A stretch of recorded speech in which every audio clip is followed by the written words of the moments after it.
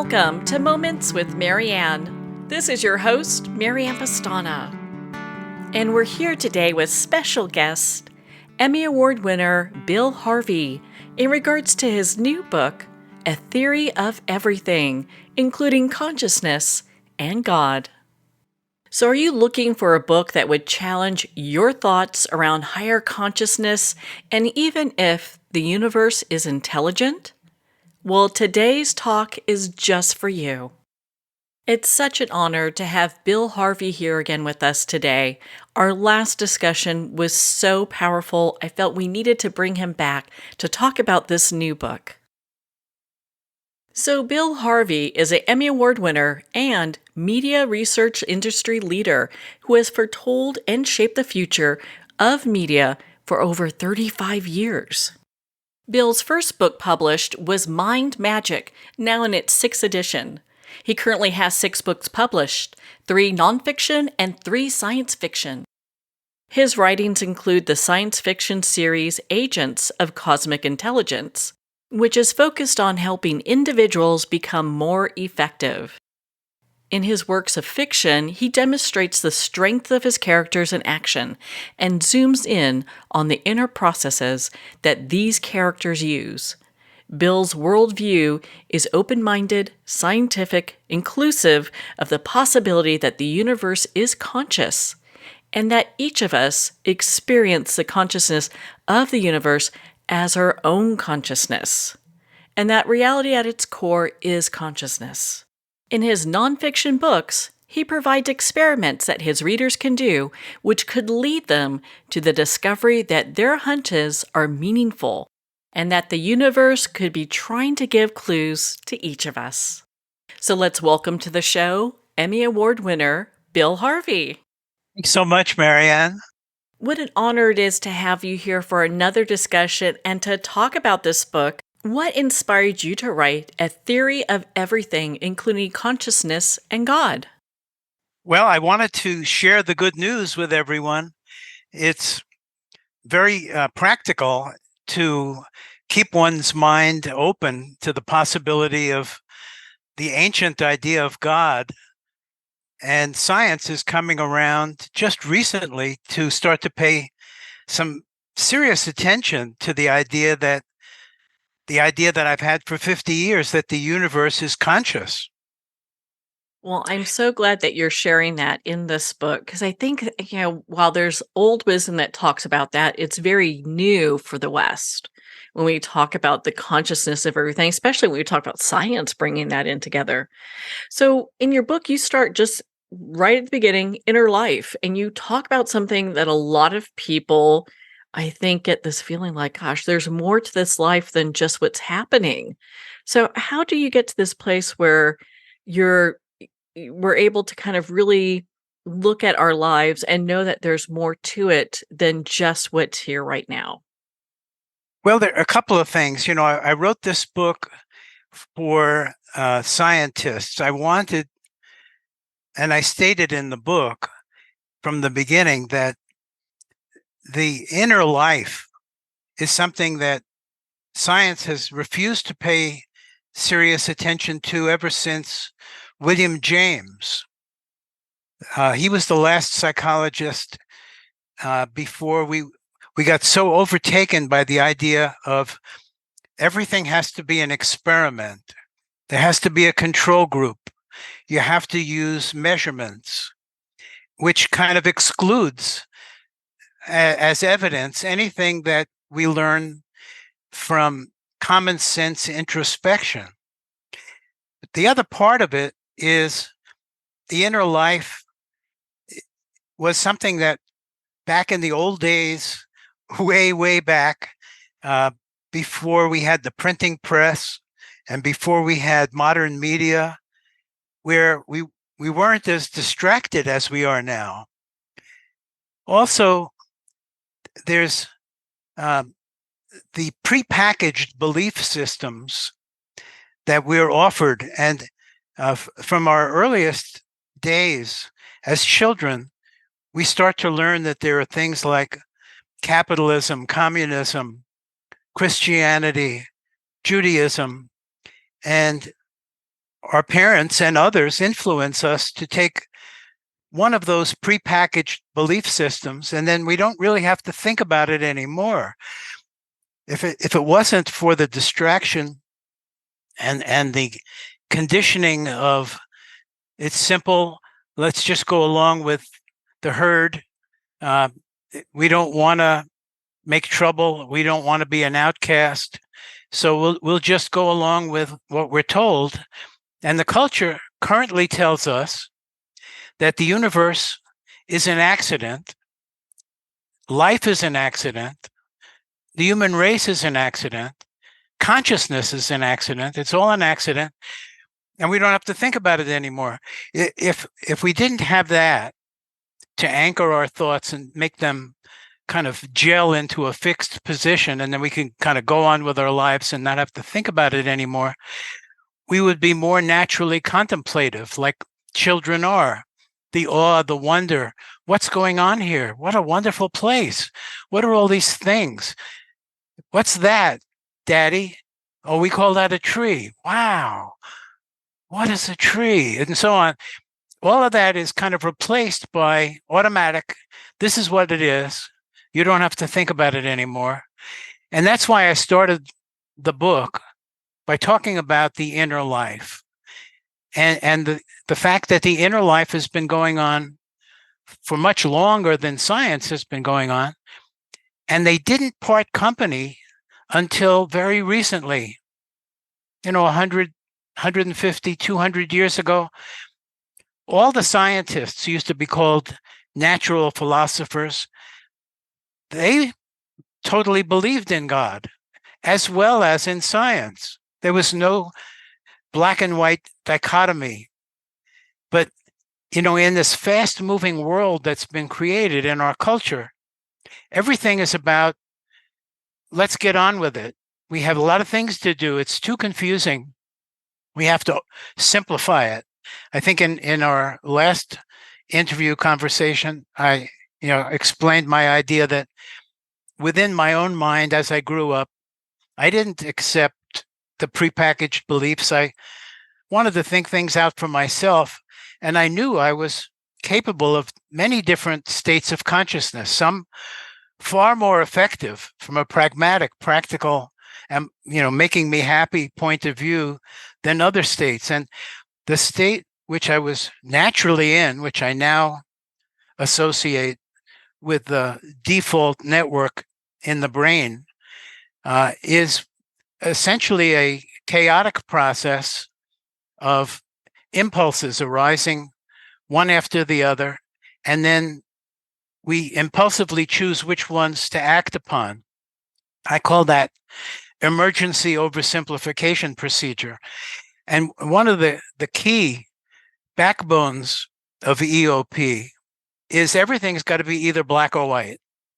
Forget that there might be a continuum of gray in between.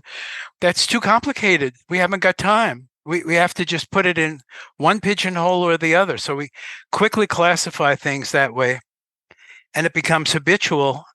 And if we've put something into the bad box, the guys who wear the black hats, the bad guys, that side, it's going to be very hard later on to convince us that those people and those ideas aren't bad because of the continuously self-reinforcing of the dichotomy. So I started by talking about the inner life in order to establish that there's some sensibility to it, to scientists who are very determined to stick to facts and things that have been established by proof. Now, anything that takes place within the sanctity of one person's own mind isn't subject to what we currently define as scientific proof. You can't prove it. So in my life, I think as we discussed last time, the most effective state of consciousness that I found and that other people have found throughout the ages is sometimes experienced as inspiration, ideas coming to us. When we get in the flow state, as it's been called for the last 20 years, and I guess didn't have a real scientific name before that. Um, Things seem to be doing themselves. It's as if the universe has taken over our bodies and our minds and is flowing through us. And it's all coming out perfect, not just perfect to ourselves, but the other people around us sense it as perfect. It happens in athletics. It happens in musical performance. It happens when we're writing something. It happens when we're speaking extemporaneously, if we're lucky. In order to get into that state, we have to drop elements of the EOP that get in the way, like eagerness for other people's respect and applause and fear of failure. Those are parts of EOP. And if we're feeling those things, it's going to get in the way of the flow state. One thing I noticed about the flow state as I was growing up is that I experienced it more under certain conditions. So, being a scientist at heart, I used inductive reasoning. You can't set up a control group. You can't do a true experiment, but you can do scientific observation, which is where science begins. Science, the scientific method, starts with careful observation, followed by the forming of hypotheses, forming by the conducting of experiments, formal experiments with a control group, where you can actually determine what is truth. So I knew I couldn't do experiments, so I would have to do the best I could. So I'd have to use inductive logic. I would have to watch what happened to me when I performed one way, let's say selfishly, or when I performed another way, let's say unselfishly. That was my experiment. I did that. Initially, I did that unconsciously, and then I became conscious of it, and then I did it consciously. And what I found was when I acted unselfishly, everything went much better for me as well as for other people. It was a double benefit. And I wasn't doing it kind of like gaming the system. If you learn something like that, you can slip right back into EOP and decide, okay, all I have to do is pretend to be doing things unselfishly. And I tried that too. And it didn't work. The universe didn't come in and flow through me and make me do things perfectly. It only did it when I was being authentic and unselfish. So what do you conclude when that happens? When it happens thousands of times throughout a lifetime, at this stage, a very long lifetime, what do you do? Because you can't prove it with a formal scientific experiment, you have to not use it? Does that make common sense? No, it makes common sense. That's why I had to share this. I had to try to explain it to people so that they could try out acting the way the universe would like us to act, which we have an intuition for, because we can put ourselves in the universe's shoes. Now, to get to my point, I do believe, based on my experiences, that the universe is conscious, that in fact, there's only one consciousness. It's like one person living through, like in a video game where you have an avatar. You remember in old style board games 100 years ago, you had pieces you moved on the Monopoly board. In this case, you inhabit that creature. If you're the one self, you have the capability of spawning a piece of yourself. You don't lose anything by doing that. You still have your whole self. But on top of that, you've spawned a representation of yourself, a manifestation of yourself with some of your strengths, and you give it free will. And it's kind of like a game, but it's a serious game, because free will leads to error, and error leads to suffering. And you're the one who's suffering because you're living through that creature. And the creature, maybe in another part of the multiverse, knows that that's what's going on. That's the game over there in that other universe. One question I want to ask you about is you talk about the unified field theory in your book, and I'd love for you to explain for our listeners what that is and why was it important for you to include that? Well, it was because consciousness wasn't directly included, but it was invoked. So Einstein wanted to have physics all brought together into one theory, and it was splintered into pieces of what he knew had to be one theory. He had a very strong intuition and he was very open about it. He said he didn't believe that this universe was created accidentally. It didn't seem that way to him. It was too complicated and perfect for it to have happened accidentally. So that there had to be an intelligence behind the universe of some sort.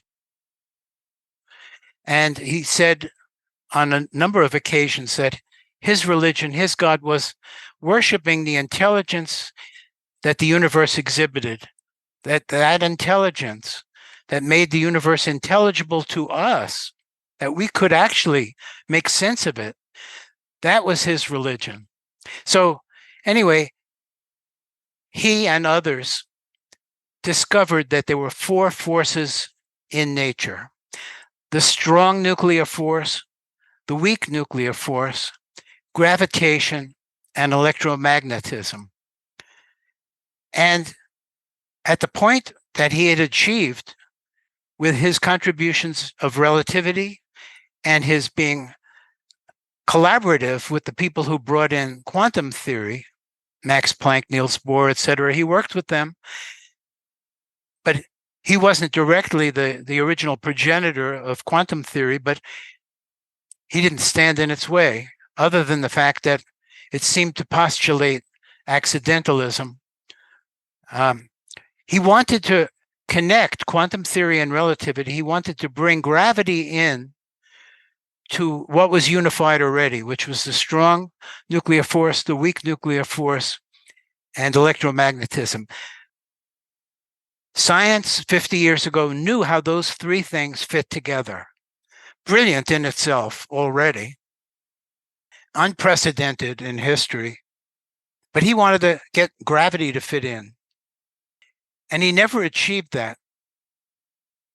But along the way, in addition to his stating as one of the great minds in history and the great minds of physics that he didn't believe in accidentalism, which was a very important stand to take, he said, let's think about relativity this way. And he did a series of thought experiments. And in every thought experiment, he had an observer. Now, an observer implies consciousness. The only thing we know that exists in the universe that can observe is a consciousness. So implicit in his work, there was consciousness. That's as far as he went. Now then, there was a person that he mentored, another one of the greatest physicists of all time, John Archibald Wheeler, who, along with Einstein and Niels Bohr, helped create the nuclear theory that led to nuclear weapons, as well as television, as well as nuclear atomic power.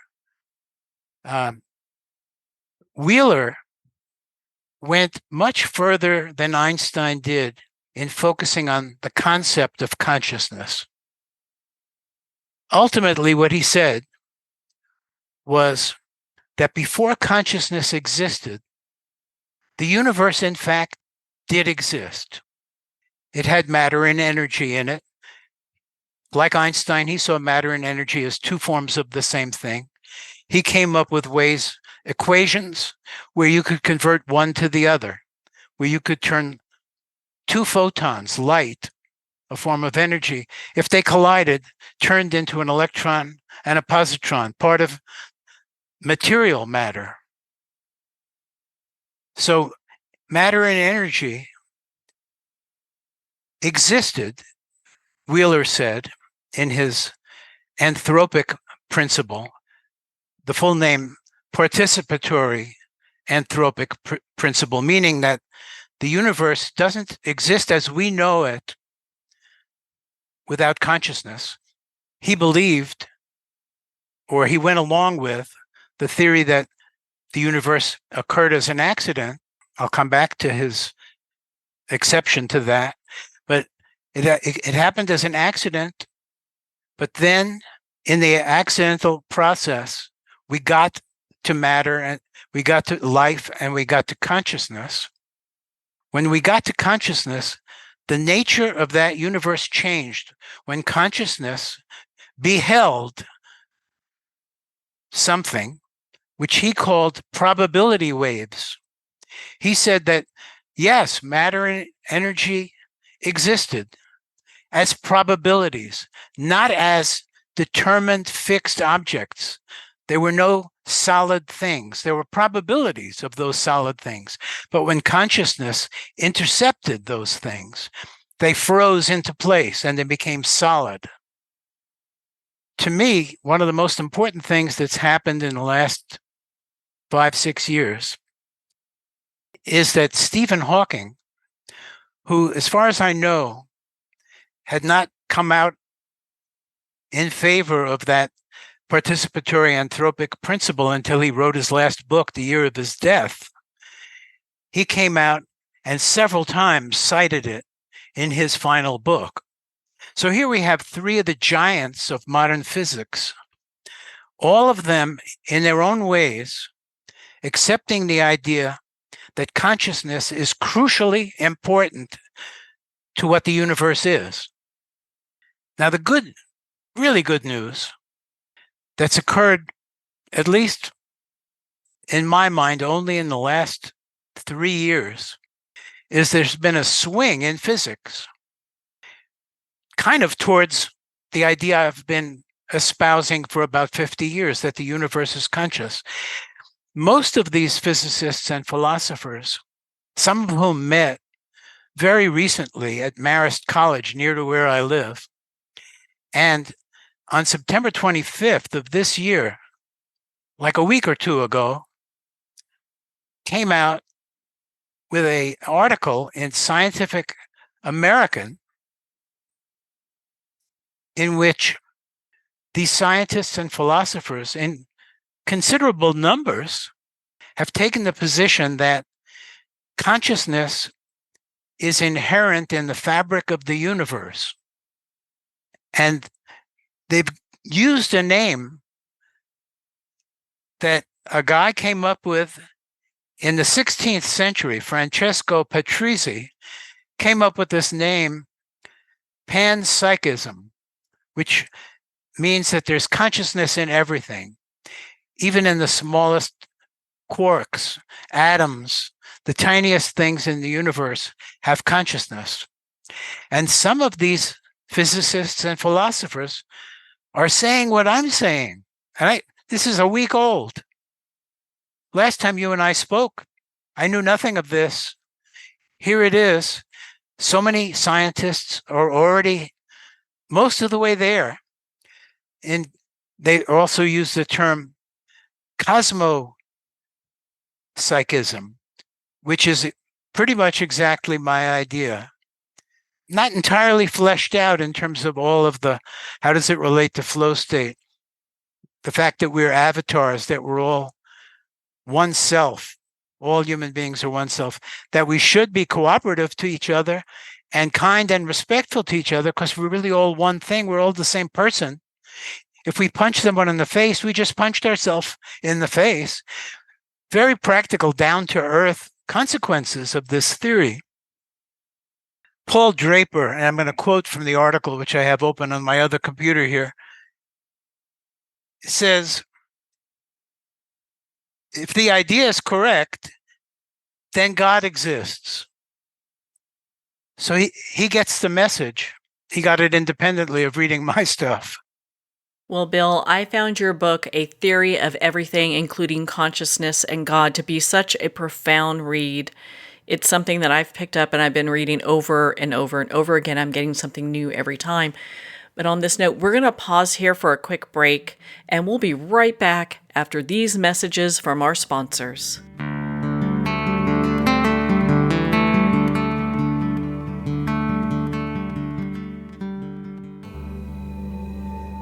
If you want to stop divorce fast, you do not need to waste years in therapy. You do not need to work on yourself, and you do not even have to have your spouse on board.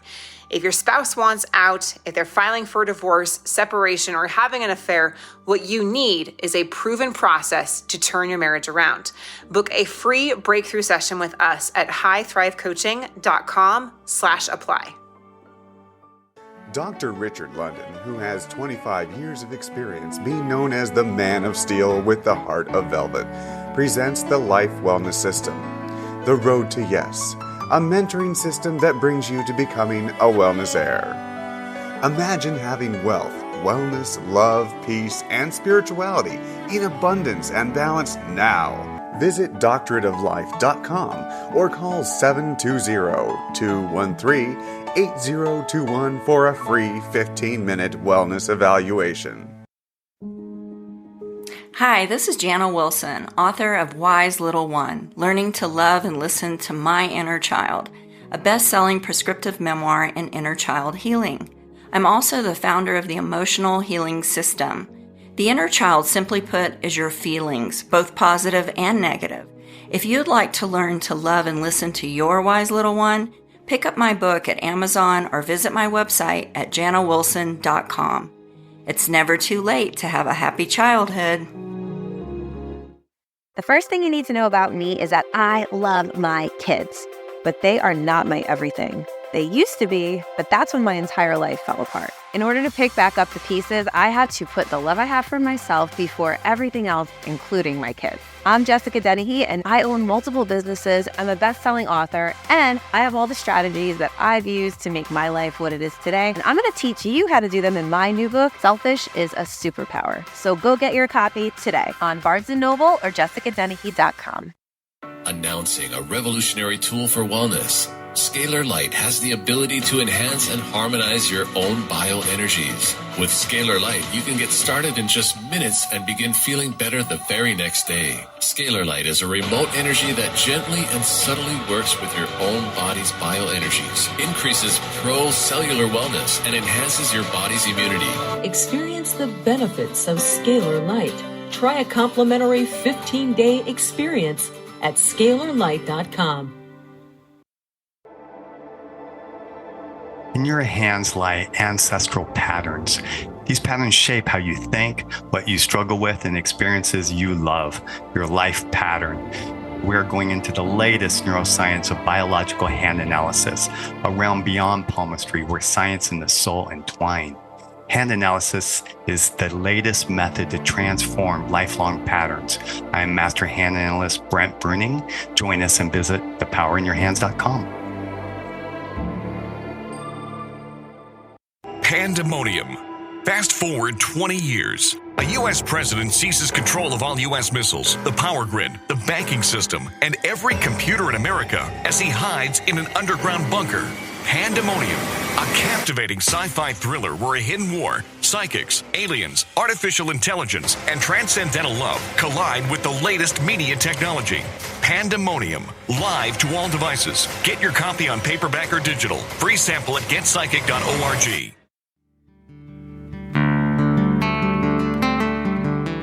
I'd like to thank Jason Eastwood at Guitarfulness for sharing his inspiring music and talent with us.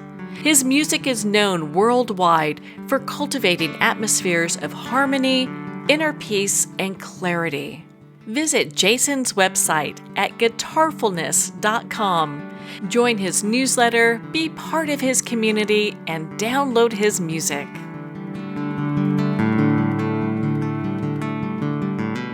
Welcome back to Moments with Marianne. We're here today with Emmy Award winner Bill Harvey in regards to his new book, A Theory of Everything, including consciousness and God.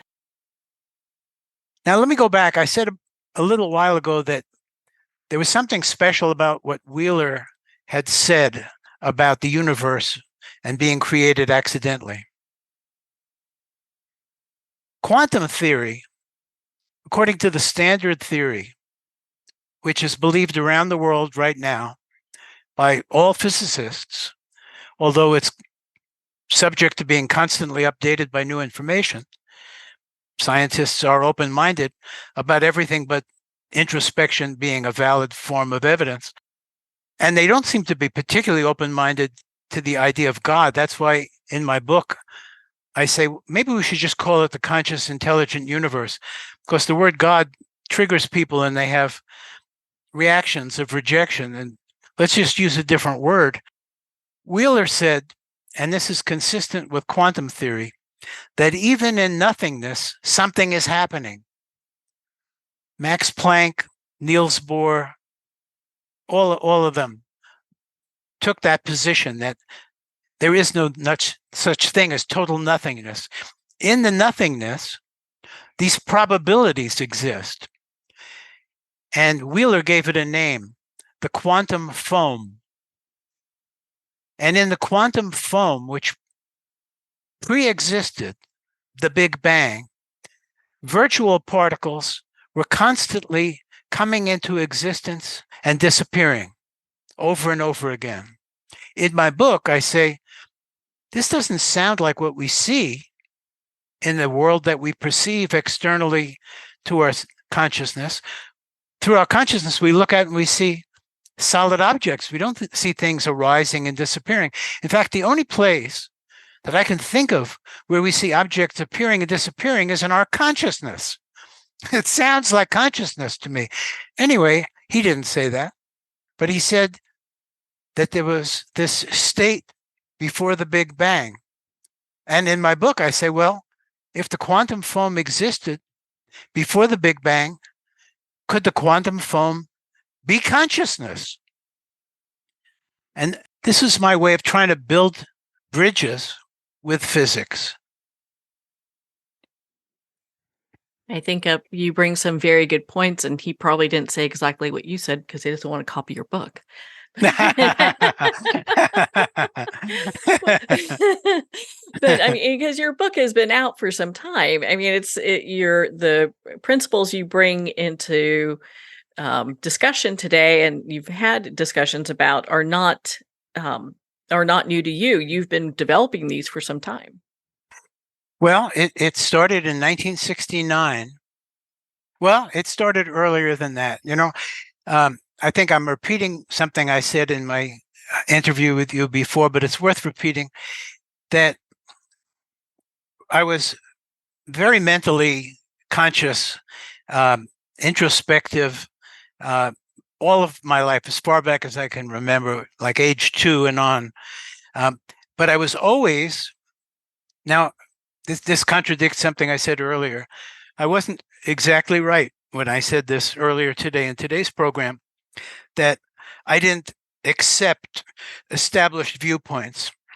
I did. I accepted science. I totally accepted science. And therefore, I rejected the idea of God from as early as I could remember.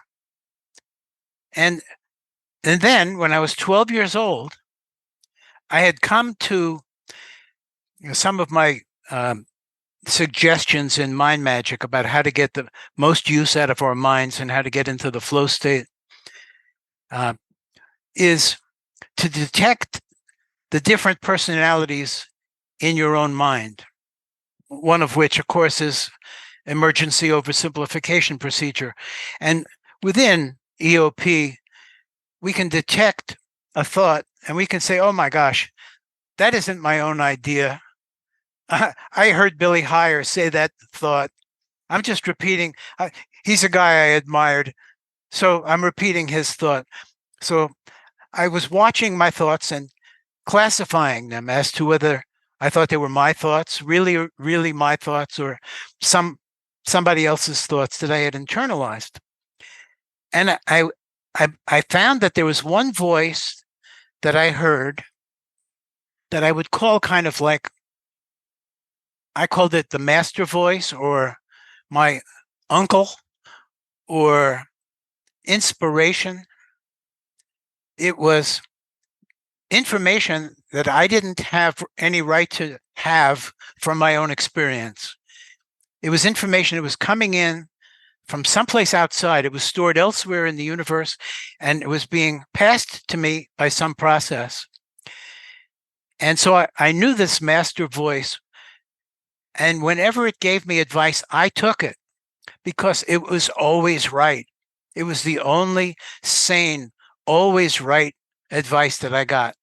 Didn't get it that often, but when I got it and I knew I got it, it was a very soft speaking voice. If my head was full of jumbled thoughts and I was mumbling to myself in my mind, it wouldn't get through. It was only in moments of silence that it could get through.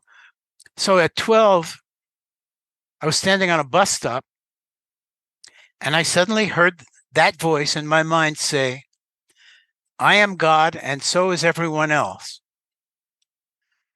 And I knew that there had been a train of thought going on in the back of my mind, kind of unconsciously, subconsciously, but I was kind of following it a little bit, like listening in, but I was distracted. I was looking at things and thinking other things. But I said, how did I get that idea? Where did that come from? Well, I know it came from the master voice. It must be true. But how could it be true? How could it be true? It must be true. I have to figure out how it could be true.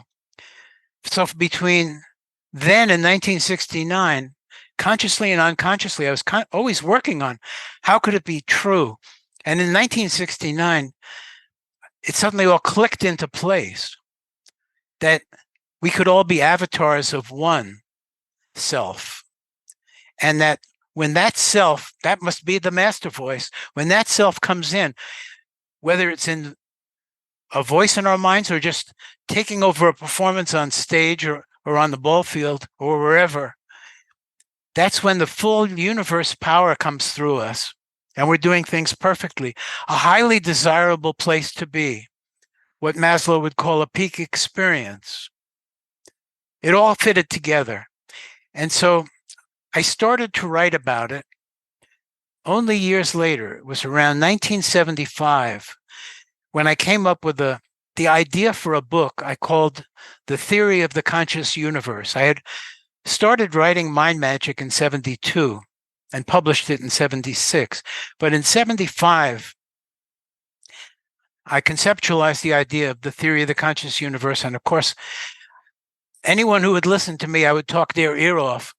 And often I was a guest on a TV show or a radio show, or I was giving a speech to the World Future Society or whatever it was. I remember I was on a panel once with Bucky Fuller. I would never stop talking about the theory of the conscious universe. So yeah, I put the idea out there. It was then mentioned, the theory of the conscious universe was mentioned in other things I published, articles in the Yoga Journal, here, there, and everywhere, Mother Earth News, a little booklet I put out in 75 called Our Client, the Planet, had the idea in it. But then I put out a book, which is kind of a predecessor to this new book.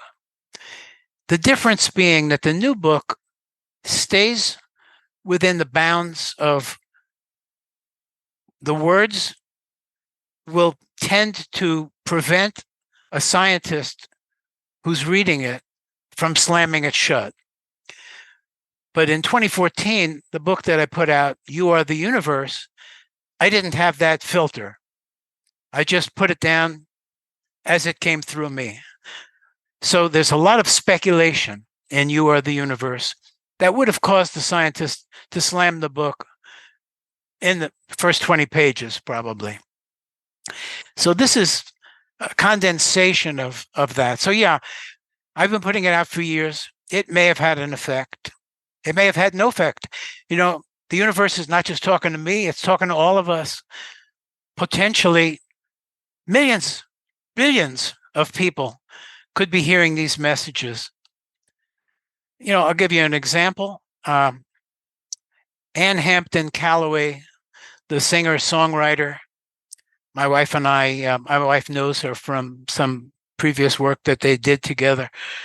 We went to see her at 54 in Manhattan a couple of months ago. And she was telling a story about a song she wrote dedicated It was a tribute to Joni Mitchell. And as she was writing the song, she said, I wasn't writing this. I was taking dictation, which is some exact words that I've used for a long time. She said it from the stage of just taking dictation.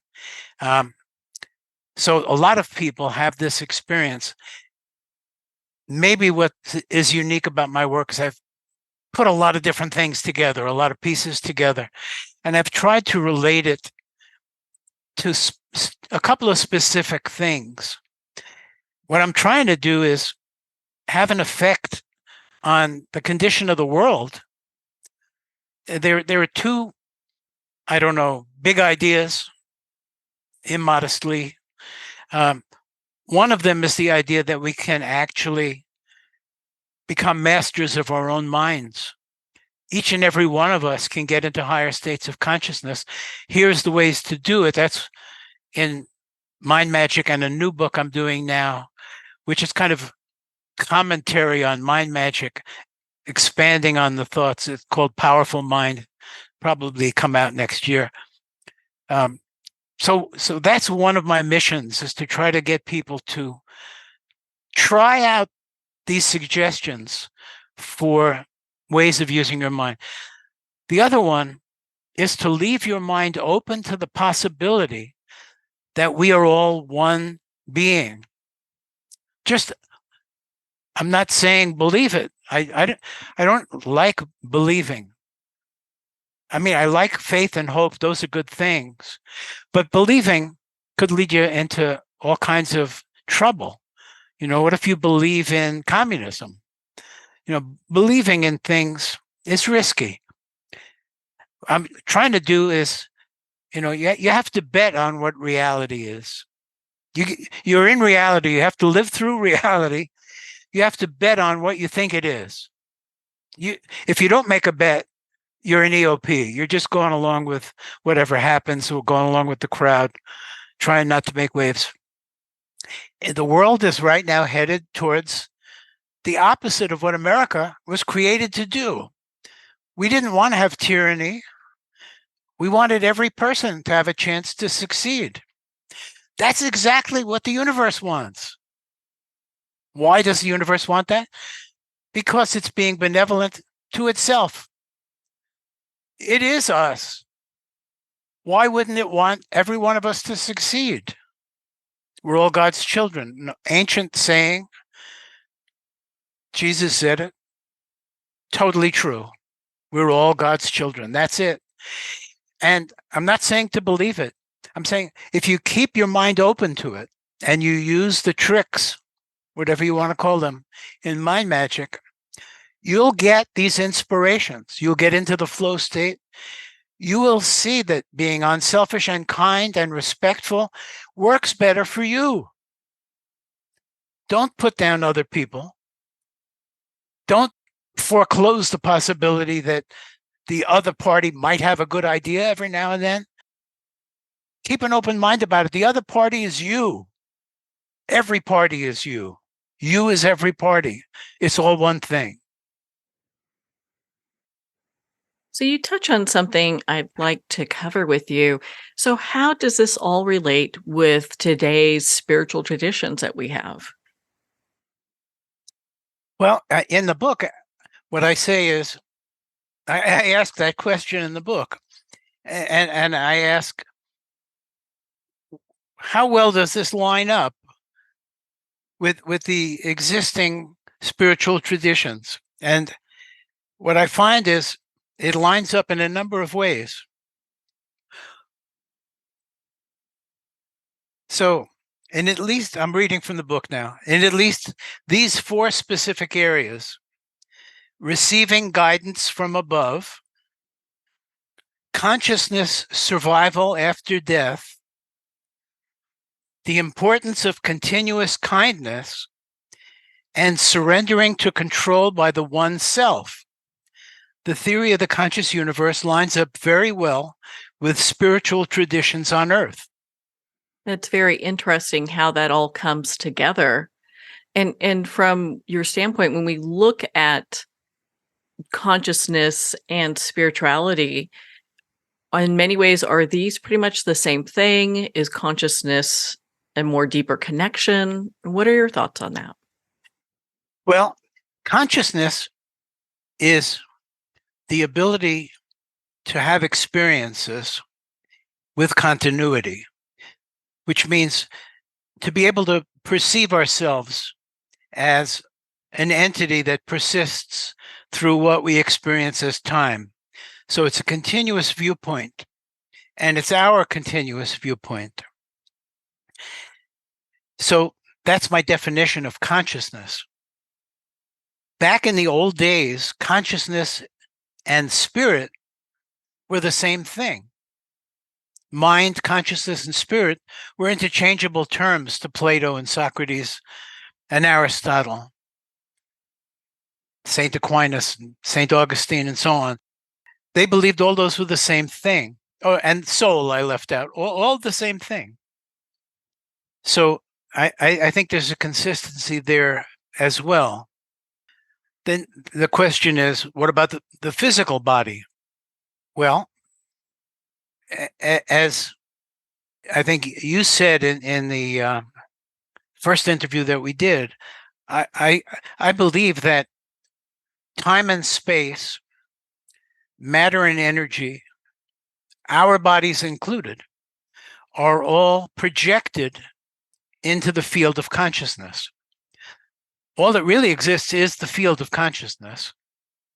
And in the field of consciousness, you have the entirety of it, and then you have these pieces of it, but each piece, like a hologram, contains the whole.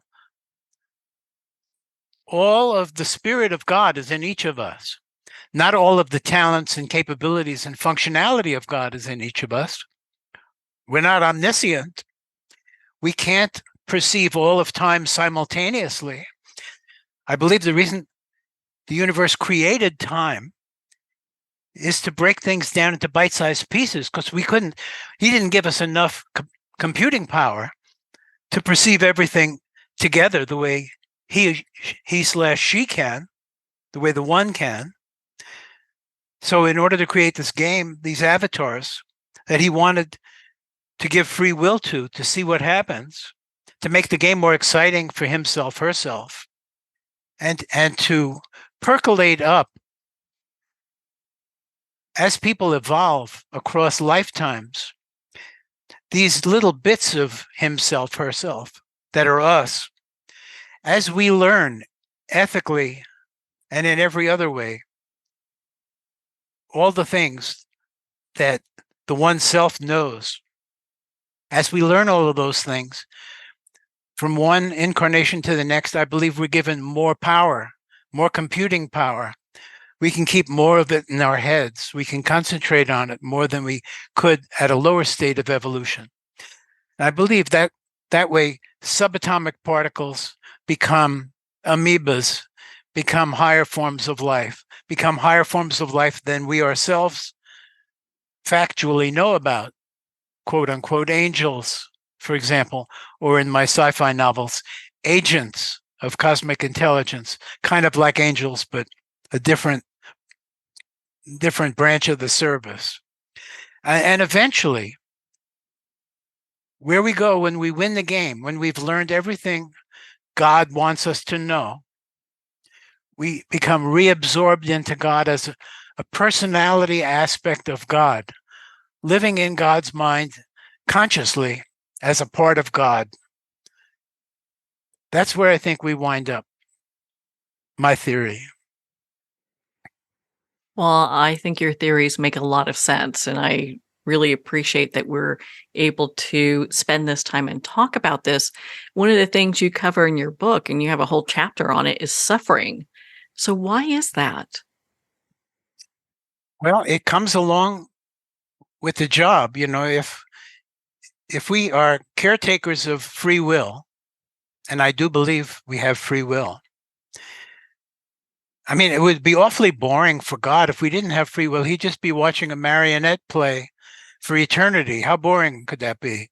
Free will makes it possible for God to have some degree of surprise. Of course, God could foretell all of this stuff, but it's that dynamically changing, at least within our sphere of things.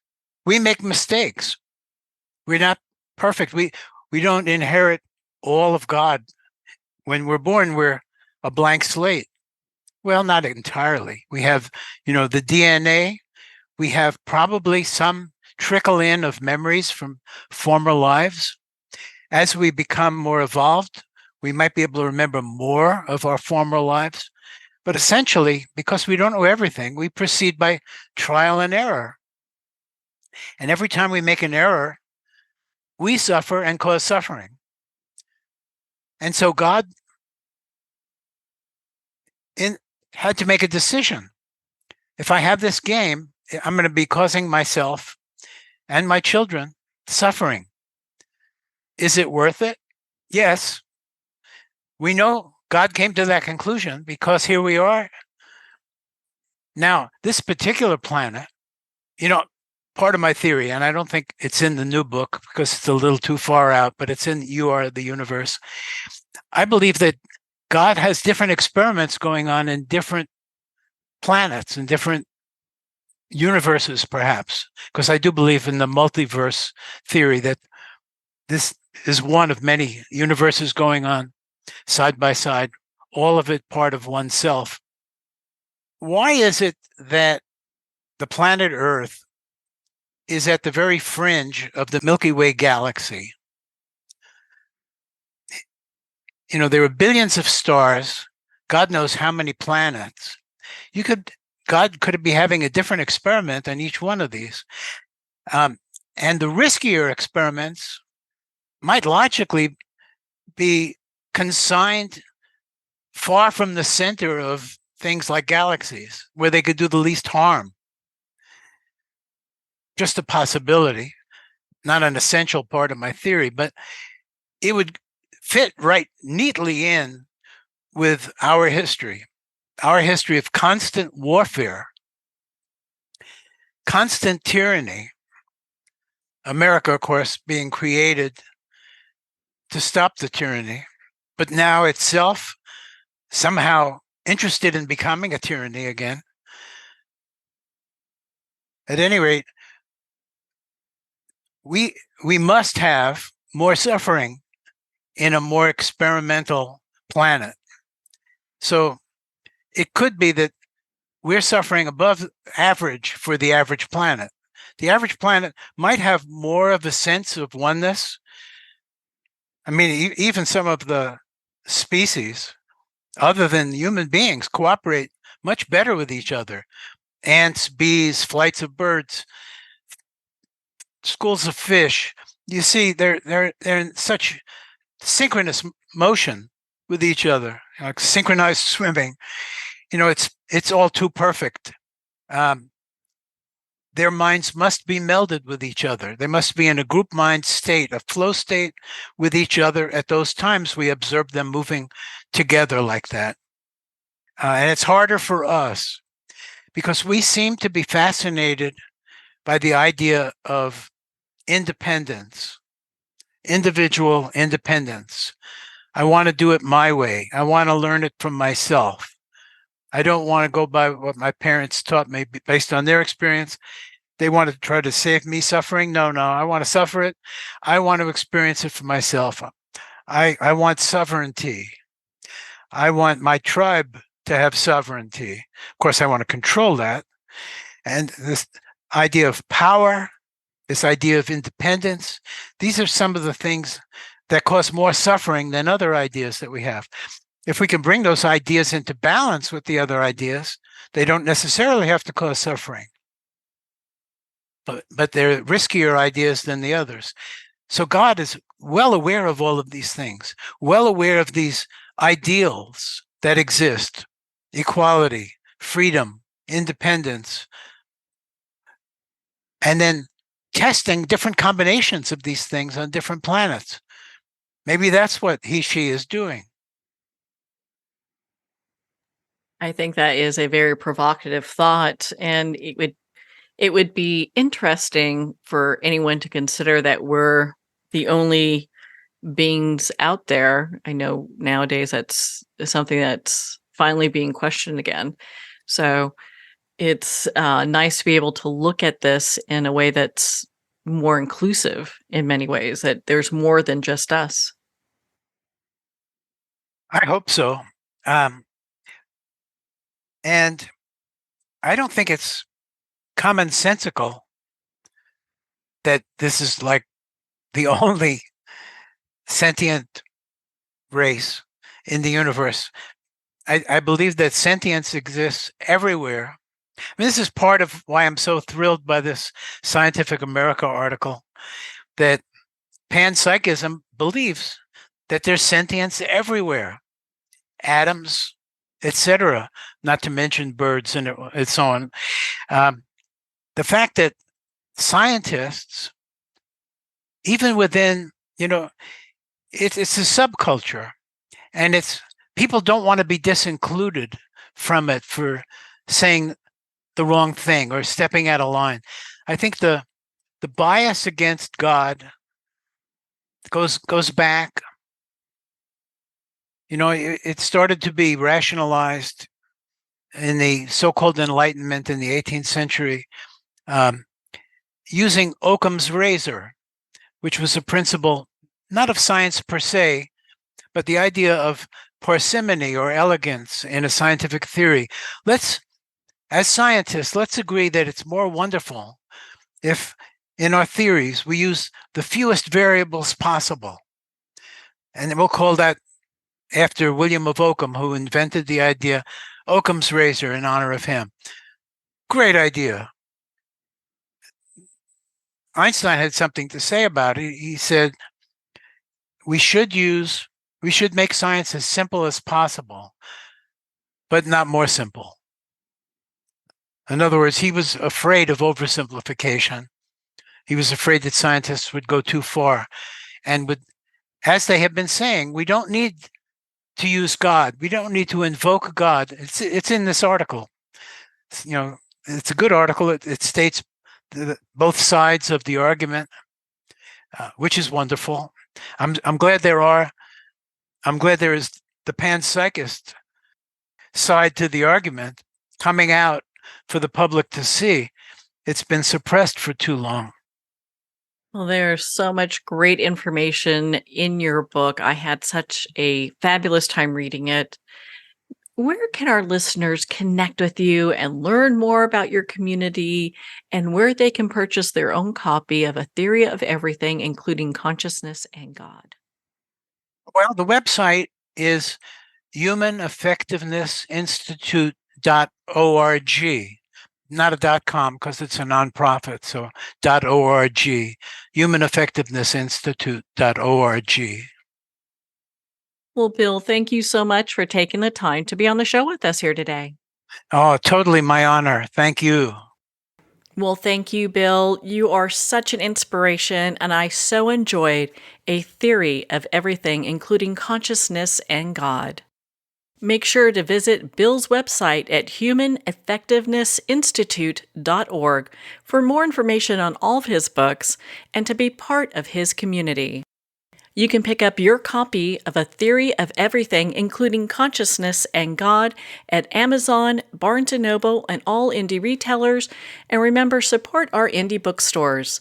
If you don't see it on the shelf, just ask for them to order it. And of course, visit Bill's website. Again, that's humaneffectivenessinstitute.org. Well, we're at the end of our time today. I'd like to thank everyone for tuning in.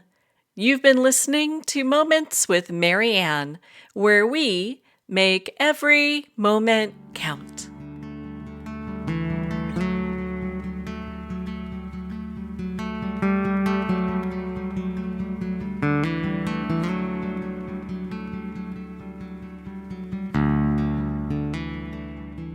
In a single moment, your life can change. Moments with Marianne is a transformative hour that covers an endless array of topics with the best of the best. Her guests are leaders in their fields, ranging from inspirational authors, top industry leaders, and business and spiritual entrepreneurs. Each guest is gifted and a true visionary. A recognized leader in her own work, and while teaching others to develop, refocus, and grow, Marianne will bring the best guest and sometimes a special surprise. Don't miss this. You never know just which moment will change your life forever.